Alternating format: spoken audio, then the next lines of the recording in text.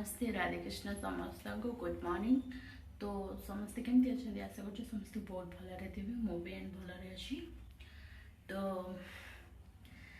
आज हूँ पुणी थे आमर पार्ट 4 मंगला पूजा माने चतुर्थ पाड़ी मंगला पूजा। तो आम जा से तो सेठिकार ब्लॉग आप शेयर करी। वीडियोटी भल लगे निहाती भाव में गोटे लाइक शेयर कमेंट सब्सक्राइब करेंगे।